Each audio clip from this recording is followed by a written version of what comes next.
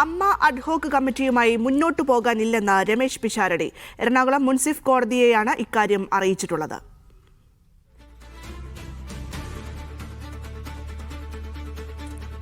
Sheena Martin ചേരുന്നുണ്ട് വിശദാംശങ്ങളുമായി. ഷീന, നേരത്തെ കോടതിയുടെ ഇടപെടലൊക്കെ ഉണ്ടായിരുന്നു. അഡ്ഹോക്ക് കമ്മിറ്റി അത് സ്റ്റേ ചെയ്യുന്ന നടപടിയൊക്കെ നമ്മൾ കണ്ടതാണ്. എന്നാണിപ്പോൾ രമേശ് പിഷാരടി പറയുന്നത്?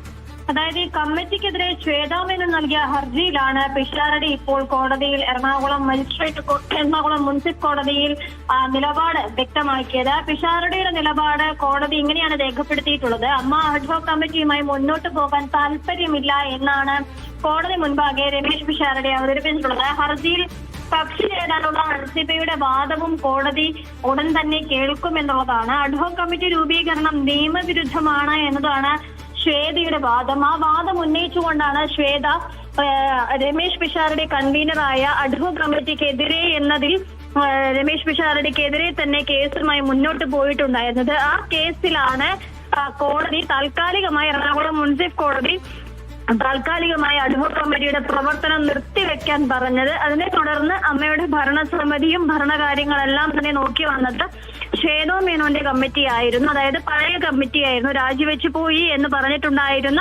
പഴയ കമ്മിറ്റിയായിരുന്നു ഈ പ്രവർത്തനങ്ങളെല്ലാം നടത്തി വന്നത്. ആ പ്രവർത്തനങ്ങളെല്ലാം നടന്നുകൊണ്ടിരിക്കുന്നതിനിടയിലാണ് ഇന്ന് അഡ്ഹോക്ക് കമ്മിറ്റിക്കെതിരായ കേസ് കോടതിയിലുള്ളത്. കോടതി പരിഗണിച്ചത്. അപ്പോഴാണ് ഈ അഡ്ഹോക്ക് കമ്മിറ്റിയുമായി മുന്നോട്ട് പോകാനില്ല, കേസുമായി മുന്നോട്ട് പോകാൻ താനില്ല എന്ന് പറയുന്നത്. അതേപോലെ തന്നെ പ്രധാനമായും ഈ ശ്വേത അഡ്ഹോക്ക് കമ്മിറ്റി പക്ഷം ഉന്നയിക്കുന്ന വാദം എന്നുള്ളത് ശ്വേതയുടെ ഹർജി നിലനിൽക്കില്ല എന്നുള്ളതാണ്. കാരണം ബൈലോ പ്രകാരം ശ്വേതയുടെ ഹർജി നിലനിൽക്കാനുള്ള സാധ്യതയും ഇവർ ചോദ്യം ചെയ്യുന്നുണ്ട്. പക്ഷെ എന്നാലും ഇതുമായി മുന്നോട്ടേക്കില്ല, അഡ്ഹോക്ക് കമ്മിറ്റിയുടെ പ്രവർത്തനങ്ങളുമായി താൻ മുന്നോട്ടേക്കില്ല എന്ന നിലപാടിലാണ് രമേശ് പിഷാരടി ഉള്ളത്.